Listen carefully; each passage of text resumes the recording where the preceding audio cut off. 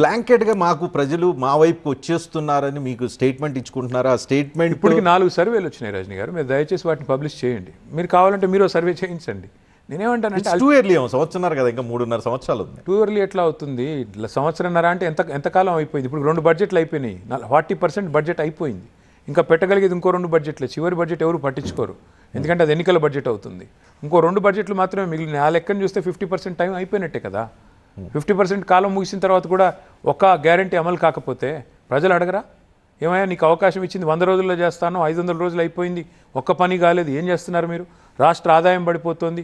ఇవాళ మీరు చూడండి, negative growth rate, 0% growth rate in GST, negative growth rate in stamps and registrations, negative growth rate in vehicle sales tax. ఒక్కదానిలో మాత్రం దివ్యంగా పెరుగుతుంది లిక్కర్, అది బ్రహ్మాండంగా పెరుగుతుంది. మిగతా అన్నింటిలో కూడా నెగిటివ్ గ్రోత్ రేట్. ఎందుకు చెప్తున్నా అంటే ఇట్లాంటి పరిపాలన వల్ల ఇవాళ ఒక్కొక్క రంగం కుదేలైపోతుంది. ఉన్న పరిశ్రమలు పారిపోతున్నాయి. ప్రీమియర్ ఎనర్జీ మొన్న ఏపీకి వెళ్ళిపోయింది, కేన్స్ అనే కంపెనీ గుజరాత్కి పోయింది, కార్నింగ్ గ్లాస్ అనే కంపెనీ చెన్నైకి పోయింది. కొత్త పెట్టుబడులు ఏంటి అంటే ఉర్సా క్లస్టర్సు, గోధి ఇండియా, అన్నగారి స్వచ్ఛ బయో కంపెనీ, ఇంకోటి అదేంటి వాల్స్ కర్ర, ఇలాంటి పనికిమాలిన కంపెనీలు ప్రపంచంలో ఎవడు వినని పేర్లు తీసుకొచ్చి ఇవేవో తెచ్చామని బిల్డప్. అందుకే నేను అనేది అబద్ధాలతో ఎక్కువ కాలం నెట్టుకు రాలేరు. తప్పకుండా ప్రజలు బుద్ధి చెప్తారు.